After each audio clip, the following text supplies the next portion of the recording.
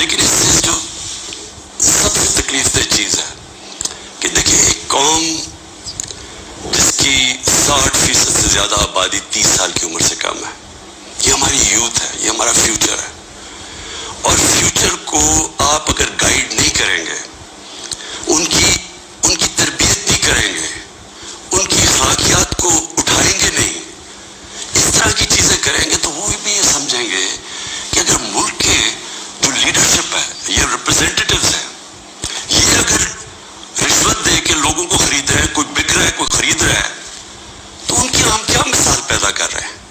یعنی یہ کس طرف جا رہا ہے پاکستان؟ اور یہ پہلے بھی یہی شریف برادران نے شروع کی تھی چانگا مانگا، آج سے کوئی 30-32 سال پہلے، یہ تب شروع ہوا تھا یہ بھیڑ بکریوں کی طرح سیاستدان کو خریدنا، اور تب سے سیاست اور نیچے گئی ہے کہ جیسے لوگوں کو یہ پتا چلا کہ یہ بک رہے ہیں، لوگوں سے ووٹ لے کے آ رہے ہیں کہ ہم آپ کی بڑی خدمت کریں گے، وہاں جا کے لوگوں کی ووٹ لے کے اپنے ضمیر بیچ رہے ہیں، اور پھر ریزرو سیٹس والے بک رہے ہیں۔ ریزرو سیٹس تو ایک تحفہ دیتی ہے ایک پارٹی کسی کو، وہ بکے ہوئے ہیں، وہ کھلے عام بک کے اور وہ دوسری طرف گئے ہوئے۔ تو میں صرف ایک اب ایز اے پاکستانی بات کر رہا ہوں کہ جو ایک خواب دیکھتا تھا اور شروع سے کہ ایک بڑا ہمارا عظیم ملک بنے گا، اور میں یہ کبھی خواب نہیں گئی میرے سے، میرا یہ بلیف ہے کہ اس ملک نے بڑا ایک عظیم ملک بننا ہے، اور یہ ایک اسٹرگل ہے اس طرف جانے کے لیے، لیکن یہ بہت بڑا دھچکا لگتا ہے اس اسٹرگل کو جب آپ یہ تماشا دیکھ رہے ہیں، تو دونوں چیزیں بڑی سیریس ہیں ملک کے مستقبل کے لیے۔ تو میں صرف میری مایوسی یہاں تک ہے، ہم نے عدلیہ کا فیصلہ تسلیم کیا، لیکن میں اس پہ ضرور مایوس ہوں کہ اوپنلی جب یہ چیزیں ہو رہی ہیں پاکستان میں، اس کے لیے کوئی سیریسنس نہیں ہے، یعنی جو بھی انصاف کے ادارے ہیں، جو ہماری پبلک ہے، وہ یہ جب تماشا دیکھ رہی ہے، تو میں ایکسپیکٹ کر رہا ہوں کہ کوئی بھی اس کے اوپر، جو میں میری زندگی کتنے 20 گرمیاں گزری ہیں انگلینڈ میں، اور کافی اور بھی میں نے ٹائم گزارا، دنیا ٹریول کرتا تھا، کرکٹ میں ساری دنیا میں گیا ہوں، میں نے کبھی اس طرح کی چیز کسی بھی ویسٹرن ڈیموکریسی کے اندر نہیں دیکھی، کبھی سنا بھی نہیں ہے، نہ کوئی سوچ سکتا کسی کو خریدنے کا، نہ کوئی اپنے آپ کو اپنا ضمیر بیچنے کا سوچ سکتا ہے، کیونکہ معاشرہ اس کے خلاف کھڑا ہو جاتا ہے۔ جو میں نے اپنے لوگوں کو امر بالمعروف پہ بلایا تھا یہاں اسلام آباد میں، وہ اس لیے بلایا تھا کہ میں نے اپنی قوم کو یہ بتا رہا تھی آپ کی ذمہ داری ہے کہ جب آپ ایسی چیز دیکھتے ہیں، اگر آپ بدی کو کچھ نہیں کرتے، روکتے نہیں ہیں، وہ پھیل جاتی ہے معاشرے میں۔ وہاں جو میں نے دیکھا ہوا ہے ان معاشروں کے اندر جو مسلمان بھی نہیں ہیں، آپ یقین کریں جس طرح وہ امر بالمعروف پہ کھڑے ہوتے ہیں، میں تو کسی مسلمان معاشرے کو بھی اس طرح نہیں کھڑے ہوتے دیکھا۔ آپ ہمارے بیرون ملک پاکستانی ہیں، کبھی ان سے پوچھے تو صحیح کہ کس طرح وہ معاشرے اچھائی کے ساتھ کھڑے ہوتے ہیں، بدی کے خلاف ہوتے ہیں، حق کے اوپر کھڑے ہوتے ہیں، باطل کے خلاف کھڑا ہو جاتے ہیں، قوم کھڑی ہو جاتی ہے۔ جب برطانیہ میں 20 لاکھ لوگوں کے ساتھ میں نے بھی مارچ کیا آج سے 20 سال پہلے عراق وار کے خلاف، تو برطانیہ کو فائدہ ہو رہا تھا عراق وار سے، وہ تیل کی جنگ تھی، لیکن لوگوں نے نکلے، انہوں نے کہا آپ بڑا غلط کر رہے ہیں، آپ جھوٹ بول رہے ہیں، تو قوم نکلی۔ یہ زندہ قوم کی نشانی ہے۔ تو میری آج اپنی قوم سے بھی یہ ہے کہ وہ، اور میں آپ کو بات اس کے اوپر بھی آؤں گا جب میں اپنی تقریر ختم کروں گا کہ آگے ہم نے کرنا کیا ہے، لیکن میں اپنی قوم کو بھی کہتا ہوں کہ اگر آپ اس طرح کی چیز کہ ایک باہر سے سازش ہو کے گورنمنٹ گر رہی ہے اور وہ پلان کر کے پورا ایک پلاٹ ہے جس کے اوپر میں ابھی بعد میں بتاتا ہوں، تو یہ آپ نے اپنے آپ کو بچانا ہے۔ جو اپنے بچوں کا مستقبل بچانا چاہتا ہے اس ملک میں، آپ اگر اس کے خلاف نہیں کھڑے ہوں گے، کسی نے اور آ کے آپ کو نہیں بچانا، قوم کھڑی ہوتی ہے اس کے اوپر، یہ بدی کے خلاف۔ اب میں آتا ہوں جی، یہ جو مراسل ہے یہ کیا ہے؟ پہلے تو یہ سمجھیں اس کو ایک سائفر ایک ہوتا ہے۔ سائفر کا مطلب کیا ہے؟ سائفر یہ ہوتا ہے کہ ہماری جو ایمبیسیز ہوتی ہیں باہر، وہ فورن آفس کو ایک کوڈڈ میسج میں سیکرٹ میسیجنگ کرتی ہیں کہ جو بھی ان کی انٹریکشن دوسرے ملکوں میں ہو رہا ہوتا ہے۔ وکی لیکس کا آپ کو سنا ہوگا چند سال پہلے، وہ کیا تھا؟ وہ یہی تھا کہ امریکن ایمبیسیز جو اپنے سیکرٹ ڈاکیومنٹس بھیج رہی تھی وہ کسی نے ان کو ایکسپوز کر کے وہ پبلک میں آ گئی, وہ وکی لیکس تھی. تو اسی طرح جو آپ کا یہ جو سائفر میسج آتی ہے یہ ٹاپ سیکرٹ ہوتی ہے. کیوں نہیں میں وہ کاغذ پبلک میں دے سکتا, کیوں نہیں میں میڈیا کو دے سکتا؟ کیونکہ اس کے اوپر کوڈ ہوتی ہے, اور اگر ہم وہ سائفر پبلش کر دیں تو باہر کی دنیا کو پتہ چل جائے گا کہ پاکستان کی کوڈ کیا ہے, لہٰذا ہماری جو جتنی بھی سیکرٹ انفارمیشن ہے وہ ساری ایکسپوز ہو جائے گی. اس لیے میں یہ پبلک کو نہیں دے سکتا.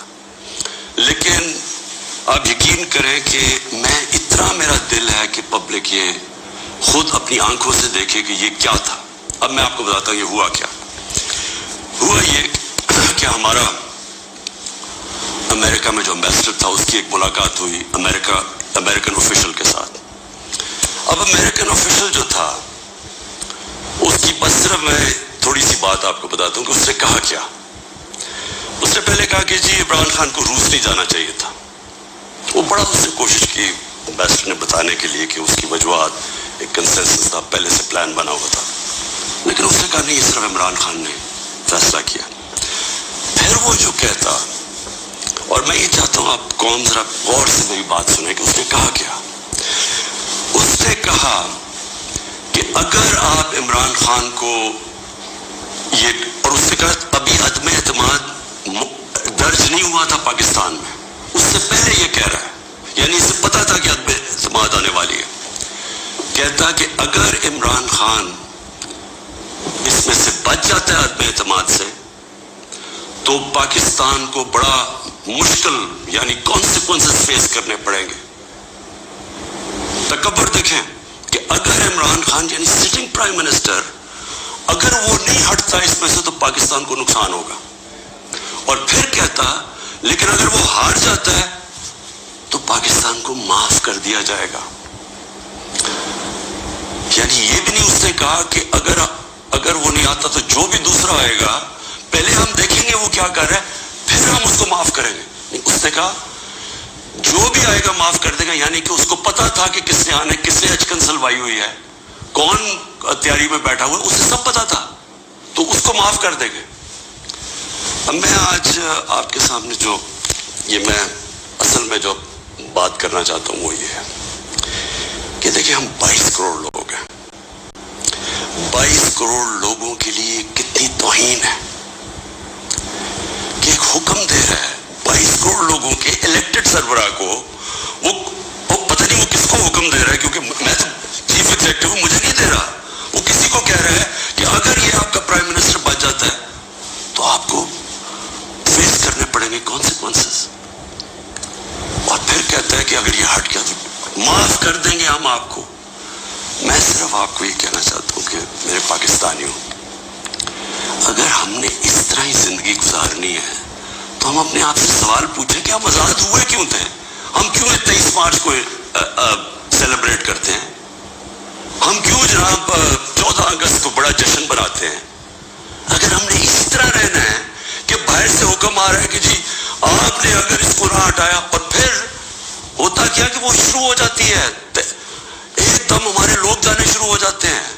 ہمارے جو اپنی پارٹی کے ایک دم پتہ چلتا ہے, جو ان کو ایک دم پتہ چلا کہ وہ تو جی تحریک انصاف تو بڑی گورنمنٹ بہت ہی بری ہے, جی عمران خان کی ساری برائیاں ان کو پتہ چل جاتی, اور وہ سارے ادھر اور ان کو بند کرنا شروع کر دیتے ہیں سندھ ہاؤس میں, اور وہ سارے ایک دم سارا ڈرامہ شروع ہو جاتا ہے. میڈیا کے اندر بھی پیسہ چل رہا ہوتا ہے. میڈیا کی یعنی میڈیا کو بھی شرم نہیں آئی کہ ایک لوگ پارٹی کے ٹکٹ پہ الیکٹ ہو کے دوسری پارٹی میں جا رہے ہیں, سب کو پتا ہے پیسے لے, وہ بھی اس کی سپورٹ کر رہا, بڑا جشن بنایا جا رہا ہے جی وہ گورنمنٹ گر رہی ہے. یعنی جس طرح کوئی بہت بڑا کارنامہ ہو گیا یہ. اور پھر ہمیں آہستہ آہستہ چیزیں پتہ چلنا شروع ہوتی ہیں. پتہ یہ چلتا ہے کہ ان کے ڈپلومیٹس, امریکہ کے ڈپلومیٹس ہمارے لوگوں سے مل رہے ہیں. چند مہینے پہلے ہمارے میرے اپنے دو آ کے, ایک میرا کے پی کا منسٹر عاطف خان, وہ مجھے بتاتا ہے کہ ہماری شندانہ ہماری ایم این اے ہے, وہ کہتے جی ہمیں امریکن ایمبیسی میں بلا کے انہوں نے باقاعدہ کہا کہ یہ عدم اعتماد آنے لگی ہے عمران خان کے اوپر, اور ان سے بڑی لمبی یعنی چند مہینے پہلے ان کو پتہ پتا تھا کہ آ رہی ہے عدم اعتماد. تو آہستہ آہستہ پتا چلا کہ یہ تو پورا پلان بنا ہوا تھا, تو ایک پوری اسکرپٹ چل رہی تھی. تو میں پھر اپنی قوم سے کہنا چاہتا ہوں کہ دیکھیں یہ ضروری ہے ہم سب کے لیے فیصلہ کرنا کہ ہم کیا چاہتے ہیں. ہم ایک آزاد قوم بننا چاہتے ہیں, خوددار قوم بن کے رہنا چاہتے ہیں, یا اس طرح کے غلام چاہتے ہیں؟ اور کس طرح کے غلام؟ کیوں ان کو پتا تھا کہ جناب شیروانی سلائی ہوئی ہے شہباز شریف نے؟ اس نے باقاعدہ میسیجنگ کی. اس نے کہا جناب بیگرز آر ناٹ چوزرز. ان کو میسج کہ جی جو مقروض ملک ہوتا ہے اس کو غلامی کرنی پڑتی ہے. Beggars are not choosers. وہ دوسرا ان کا منسٹر بھیجتا ہے جی ہم تو لائف سپورٹ مشین پہ ہیں, تو وہ تو جاؤ امریکہ چاہے بند کرتے, یعنی ہم تو ہیں ہی غلام. پہلے تو ان دونوں سے پوچھو کہ آپ 30 سال سے یہ ساری آپ کی پارٹیز حکومت میں تھی, تو کس نے یہ لائف سپورٹ مشین اور یہ مقروض کیا ملک کو؟ یہ کیا 3.5 سال میں ہوا ہے؟ 30 سال سے تو آپ پاور میں بیٹھے ہوئے ہیں, اور آج آپ کہہ رہے ہیں کہ جی کیونکہ جی ہمیں پر قرضے چڑھے ہوئے ہیں تو ہمیں تو غلامی کرنی پڑے گی. مجھے یہ قوم کے سامنے میں رکھتا ہوں, دیکھیں مجھے تو مغرب باقی سب سے بہتر جانتی ہے. اگر کسی کو جانتی ہے اس ملک میں جانتی ہے, مجھے تو سب سے جانتے لوگ تو کہہ رہے ہیں کہ جی اس کو نکالنا ہے. کیا میں نے ان کے غلطی کی ہے, کیا جرم کیا ہے؟ اور میں آپ کو بتاتا ہوں جرم کیا ہے. سب سے بڑا جرم یہ ہے کہ انہوں نے ساری پروفائل جب میری دیکھی اور ان کو پتا ہے پہلے سے کہ اس نے ڈرون اٹیکس کی مخالفت کی, اس نے عراق وار کی مخالفت کی, اس نے افغانستان مسلسل کہتا رہا کہ یہ ملٹری سلوشن نہیں ہے افغانستان میں, یا یہاں مذاکرات سے بات ختم ہوگی. اس نے ڈرون اٹیکس جب ہوئے یہاں, یہ جو بیگرز آر ناٹ چوزرز یہ اور اس کا بھائی جب پاور میں تھے اور آصف زرداری, تو 400 ڈرون اٹیکس جب پاکستان میں ہوئے تو کس نے بولا, کس نے مظاہرے کیے, کس نے دھرنے دیے؟ عمران خان نے دیے. تو ان کو سب پتا تھا. ان کو یہ پتا ہے کہ عمران خان نہ اس کی کوئی چوری کے پیسے باہر پڑے, نہ اس کی کوئی جائیداد باہر پڑی ہے, نہ اس کی کوئی باہر بینک اکاؤنٹس ہے, یعنی کہ وہ کنٹرول نہیں ہو سکتا. تو لہٰذا یہ اس کا قصور ہے کہ کیونکہ وہ ہمارا پتلا نہیں بن سکتا, اس لیے اس کو ہٹانا بڑا ضروری ہے. اور یہ سارا کچھ جو ڈرامہ ہو رہا ہے یہ صرف ایک آدمی کو ہٹانے کے لیے ہو رہا ہے. تو ان کی کیا ان کو خاصیت پسند ہے؟ ان کو پتہ ہے کہ اپنے پیسے کے لیے یہ اس ملک کی